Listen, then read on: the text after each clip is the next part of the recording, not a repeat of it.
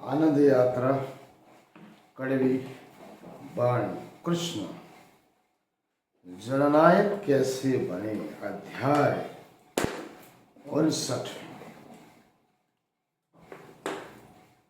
आज तक जितने भी आनंद यात्रा कड़वी बाणी की हमने जो विषय दिए उसमें मनुष्य परमात्मा के सर्वश्रेष्ठ रचना, मानव, प्राणी और पक्षी और हजारों लाखों कीटक प्रजातियां इस ब्रह्मांड में रहती हैं। परमात्मा, ईश्वर और भगवान में क्या अंतर है? परमात्मा सर्वत्र ब्रह्मांड का नियंता, सर्जनहार, पालनहार और प्रलय करने वाला है। परमात्मा ब्रह्मांड, हजारों 14 लोक के ब्रह्मांड, हजारों गैलेक्सियां, हजारों तारे, हजारों सूर्य और चंद्रमा उसी कंट्रोल में है। उसने ये दुनिया बनाई। परमात्मा के बारे में जांच पड़ताल, तर्क, संगतता के साथ अगर एक चीज समझ में आई, सभी वेद, पुराण, शास्त्र, संहिता, कदे पक्ष में अंजल, जंबल, तौरत, कुरान, बाइबल, गुरु ग्रंथ साहिब में पढ़ने, सोचने, मनन, चिंतन करने के बाद जब हिंदू पक्ष कहता है एको ब्रह्म द्वितीयो नास्ति, कुरान पक्ष कुल हु अल्लाह अहद, ईसाई पक्ष the supreme truth of God is only one, Sikh पक्ष गुरु नानक एको शरणम समझिए पारपुरुष।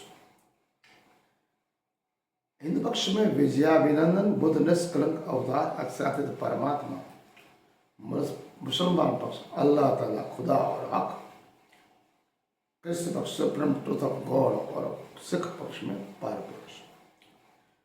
परमात्मा इसे कहते हैं जो कभी किसी भी नारी माता के गर्भ से पैदा नहीं होता, अजन्मा है। उसे पैदा होने के लिए किसी मानव, प्राणी या पक्षी की जरूरत नहीं पड़ती, विश्व नियंता है। जब भगवान और ईश्वर किसे बोलते हैं जो जन्म लेता है और मृत्यु उसे होती है, वो मनुष्य होता है। अपने कर्मों के हिसाब से उसे भगवान या ईश्वर या महापुरुष या महान आत्मा कह सकते हो, जैसे राम और कृष्ण। कभी हिंदू सनातन परंपरा क्या कहती है कि इंसान मानवीय अपने कुल के हिसाब से उसे प्रगति, मान, सम्मान मिलता है। ये 100% 100% गलत बात है। इंसान अपने कर्म से महान बनता है। कर्म से उसकी जाति, उसकी परिभाषा, उसके आने वाली पीढ़ियां उसके कर्म से जानी जाती है, नहीं कि कुल से। जैसे राम के कार्य से राम जाने गए, न कि वो दशरथ के पुत्र से। कृष्ण अपने कर्मों से जाने जाते हैं, नहीं कि वसुदेव देवी के पुत्र से। थॉमस आल्वा एडिसन कर्म से जाने गए, उनके साइंटिफिक रिसर्च के हिसाब से। अल्बर्ट आइंस्टाइन भी जाने गए अपने रिसर्च के हिसाब से। स्वामी विवेकानंद अपने कर्म से जाने गए। महाराणा प्रताप, छत्रपति शिवाजी, रानी लक्ष्मीबाई, छत्रसाल, महाबली, कलियुगी महाराजा छत्रसाल, सभी अपने कर्मों से इस दुनिया में महान है। न कि कोई क्षत्रिय वंश से, न कि कोई वैश्य से, न कोई शूद्र से। आंबेडकर अपने कर्म से महान है। ये कुल इज नॉट इम्पोर्टेंट। कभी कभार ये प्रश्न होता है कि ईश्वर भगवान किसने बनाया, तो मैंने जहाँ तक जांच पड़ताल ये समझा, the man is creator of God, the man is creator of God, मतलब मनुष्य ने भगवान को बनाया। The God is imagine by man, और गॉड भगवान को इमेजिन करके मनुष्य ने बनाया। परमात्मा अजन्मा है, निराकार है, उसे पैदा होने के लिए किसी ब्रह्मांड की जरूरत नहीं। इसलिए कहते हैं कि एक ही परमात्मा है। नो खुदा कह सकते हो, अल्लाह कहो, पार पुरुष कहो, सुप्रीम ट्रूथ ऑफ गॉड कहो, या पारब्रह्म परमात्मा कहो। इस समग्र ब्रह्मांड का अगर वो नियंता है तो उसके लिए प्राणी, मानव, मात्र, पशु पक्षी, समग्र गैलेक्सी में 14 लोग ब्रह्मांड में, गैलेक्सियां, तारे, नक्षत्र, आकाश गंगाएं, जल, थल, नभ सब सभी समान है। तो इस धराधाम पे हमने जातियां क्यों बनाई? जात पात, ऊंच नीच, रंग वर्ण वेश भाषा मनुष्य ने बनाया। कभी कभी ये भी प्रश्न होता है कि भाई भगवान भरत खंड में ही क्यों पैदा हुए, अमेरिका, चीन, जापान, इंग्लैंड में क्यों नहीं? देवी देवता यहीं पैदा होते हैं, ईश्वर भी यही, विष्णु के अवतार 24 में यही। तो कभी कभी कपोल कल्पित बातें लगती है। अगर आप पढ़े लिखो लो, समझदार हो तो हर धर्म ग्रंथ, वेद, पुराण, शास्त्र, संहिता को पढ़ो, ध्यान से पढ़ो। स्वयं पढ़ेगा तो आपको तार्किक तौर पर समझ में आएगा कि 95% बातें कपोल कल्पित गपोड़े लिखे हुए हैं। मतलब धर्मग्रंथ मनुष्य ने लिखे, ईश्वर ने कुछ भी चीज नहीं लिखा। इसलिए कहता हूँ the man is creator of God and God is imagine by only man. अब कल का अध्याय हमने देखा कृष्ण जननायक कैसे बने। जब कृष्ण और बलराम दोनों सहोदर भाई शादी पने ऋषि के यहाँ मल्ल विद्या, शस्त्र विद्या, प्राकृतिक ज्ञान, साइंटिफिक ज्ञान समय के जब वो आए नंद बाया उनके यहाँ शिक्षण पूरा करने के बाद, तब उनको जानने में आया कि वर्षा ऋतु के पूर्व इंद्र को प्रसन्न करने के लिए तैयारियां गोकुल में आरंभ हो चुकी है। ऐसे यज्ञ में सोम ऋषि, जिसे मधुपर कहा जाता है, और पशु गाय, बैल, भैंस, भेड़, बकरियों की बलि दी जाएगी। ब्राह्मण उसे कर्मकांड करेंगे, यज्ञ पूर्ण करेंगे, तब गौ का दान दिया है। यज्ञ से इंद्र खुश होगा, जिससे बारिश ज्यादा नहीं होगी, यमुना माती बाढ़ रही होगी, हमारे खेत खलियान बच जाएंगे, बालक बूढ़े बच्चे बच जाएंगे।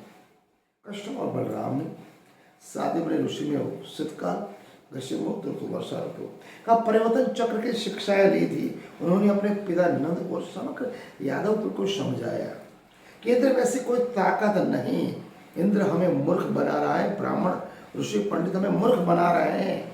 इंद्र को कोई ताकत नहीं वर्षा ऋतु कम और ज्यादा कर सके, ये तो प्रकृति का नियम है। मनुष्य मात्र, प्राणी मात्र, पक्षी मात्र प्रकृति का अधीन है। आर्य ब्राह्मण उसे अपना पेट पालने के लिए, धर्म का धंधा बढ़ाने के लिए, धर्म को स्थापित करने के लिए, अपने निजी महत्वाकांक्षा और स्वार्थ करने के लिए ये सब गपोड़ करके कपल बातें करते हैं। ऋतु चक्र की में जानकारी के बाद शीतकाल में जब ठंडा पड़ने के कारण दिन क्या होता है, छोटा होता है। ग्रीष्म ऋतु में गर्मी ज्यादा पड़ने से दिन लंबा होता है। उसी तरह वर्षा ऋतु में भी क्या कहते हैं, जब गर्मी में सूर्य की किरण सीधे पड़ती है तो प्राकृतिक नियम के हिसाब से नदी, तालाब, समुद्र में जो पानी होता है वो भाप से क्या जाता है आकाश में, वहां पर बादल बनती, कठिन वर्षा उसके बाद होती है। अगर अति बारिश हुई तो यमुना में थोड़ी बाढ़ ज्यादा नहीं। इंद्र के पास ऐसी कोई शक्ति नहीं है जिससे वर्षा ऋतु की मात्रा को वो कम ज्यादा कर सके। प्रकृति के ऋतु चक्र के हिसाब से आपको चलना होगा। मनुष्य, प्राणी मात्र, वर्षा ऋतु हो, ग्रीष्म हो या शीत वर्षा हो, प्रकृति के नियम के अधीन है। ब्राह्मण और ऋषि पुरोहित आपको कर्मकांड के नाम से घबराते हैं, डराते हैं, इंद्र के नाम से घबराते हैं। हमारी गाय, सांडे, बैले, भेड़, बकरियां वो अग्निकुंड में पकाते हैं, वहीं मधुपर करते, मांसाहार करते, सुरा पीते और मंत्रोच्चार करते। ये ऐसी कौन सी परंपरा है जिसमें निर्दोष गाय, भेड़, बकरी, पशुओं को जिंदा जलाया जाए, उनको काटा जाए और उसको यज्ञ का कर्मकांड के नाम से खाओ, फिर मधुपर करो? ये तो हिंसा है। इस प्रकार को वर्णन बलराम ने अपने साथ लेकर कृष्ण ने वर्षा ऋतु का पूर्व नदी तट में जितने भी यादव कुल बसे होते उनको वो कहाँ ले गए, परिवार को मैदान के उच्च प्रदेश में ले गए। वर्षा ऋतु में जब यमुना भयंकर बारिश हुई तो ये सब प्रथाएं चल पड़ी। कृष्ण ने जब बोला कि वर्षा आइए हम उच्च प्रदेश में चलिए, ये धीरे धीरे बढ़ने लगा। ब्राह्मण ऋषि पंडितों ने दिखाई कृष्ण और बलराम दोनों आइए शादी पर ऋषि के साथ रिक्शा लेके तो धीरे धीरे एहसास उनको होगा है कि गाय भेड़ बकरी है, हमको दान पुण्य नहीं मिल रहा है। तो जो इंद्र और ब्रह्मा और विष्णु के नाम से डरा देते यहाँ के मूल निवासी द्रविड़ असुर वानर ऋष जाति शूद्र अस्ति शूद्र को धीरे धीरे उनकी सी यादव कुल शरीर मूल निवासी प्रजाति होने लगी। वर्षा ऋतु पूर्ण होने के बाद यादव कुल वापस अपने मैदान प्रदेश में आ गए, तटीय पृष्ठ में आ गए। इस तरह से कुदरती सत्य की जानकारी का प्रयोग कुदरती आपदा से बचना हुआ। तो भगवान कृष्ण, जिसको आर्य ब्राह्मण भगवान के कुलनायक थे, जननायक थे, क्रांतिकारी थे, वैज्ञानिक अभिगम वाले थे, गोपाल के मूल्य थे, उन्होंने सभी प्रकृति का नियंत्रण कैसे कर रहा है, वैज्ञानिक तौर पर यादव को निर्भय बनाया। आर्य ब्राह्मण ऋषि जो भोग विलास के लिए यादव का जो शोषण था उन्होंने बंद कराया और पशुधन को भी कृष्ण ने बताया, इसीलिए वो गोपालक कहे गए, गौरक्षक कहे। इसीलिए उस समय में कृष्ण के काल में 55% प्रजातियां जो 56 यादव वंश थे उनमें हर घर के पास, हर यादव कुल के पास हजारों लाखों गाय थी। गाय का जो भैंस भेड़ बकरी का दूध था 50% दूध निकाला जाता था, बाकी 50% दूध गाय भेड़ बकरी के बछड़ों को दिया जाता था। दूध दही माखन मिश्री की नदियां बहती, उसको बेच के मथुरा में जाके वो पैसा धन अर्जित करते। कृष्ण ने यादवों को इस संकट से बचाया। अति बारिश, यमुना में अति बाढ़ आपत्ति, उनसे रक्षा की। कुदरत सत्य की जानकारी होने के संकट से मुक्त कृष्ण ने खुद को 95% यहाँ के सूर असुर द्रविड़ नाग दस्यु वानर जाति और यादव कुल के वो नायक बने। बलि चढ़ा कर गौ की जो हत्या की जाती थी उसका कृष्ण ने विरोध किया। गाय भेड़ बकरी की बलि प्रथा बंद हुई। कृष्ण सत्य में जनक समझे। कृष्ण के बाद भारत में जो विकास हुआ कृष्ण का नेतृत्व का योगदान। कृष्ण के बाद जो भारत का जो विकास हुआ वो केवल कृष्ण का नेतृत्व का योगदान है। कृष्ण और बलराम के समय में पशुधन 95% लोगों का व्यवसाय कृषि और गोपालक था। बलराम ने हल की शोध की और पशुधन का बलि में यज्ञ में बलि चढ़ाना बंद होने से जो बैल था, सांड था, उसका उपयोग खेत में हल चलाने के लिए होने लगा। कृषि का व्यवसाय धीरे से बढ़ा। पशुपालन के साथ पूरक व्यवसाय कृषि व्यवसाय भी चला। भारत का राष्ट्रीय व्यवसाय पशुपालन बना, कृषि बना। कृष्ण बलराम के समय से चालू हुआ। कृष्ण के प्रेरक नेतृत्व के कारण ही एक जननायक के रूप में कृष्ण को बड़ी पहचान मिली। और कृष्ण का जब उन्होंने देखा ऋषि ब्राह्मण पंडितों ने ये हृदय मन तन आत्मा जन जन के नायक है तो इसी का उपयोग करो, धर्म का धंधा बनाने के मंदिर में उसकी मूर्तियाँ चलाओ, जैसे हमारी पाप लीला चलती रहे, भ्रष्टाचार चलता है, दुष्प्रचार चलता है और यहाँ की स्त्रियों को हम भोग विलास के लिए देवदास के रूप में चल सके। ये सब पाखंड व कर्मकांड का विरोध केवल और कृष्ण किया। आज का अध्याय कृष्ण जननायक कैसे बने वो मैंने आपको बताया। दूसरा अध्याय हम यहाँ पूर्ण करते हैं। प्रणाम।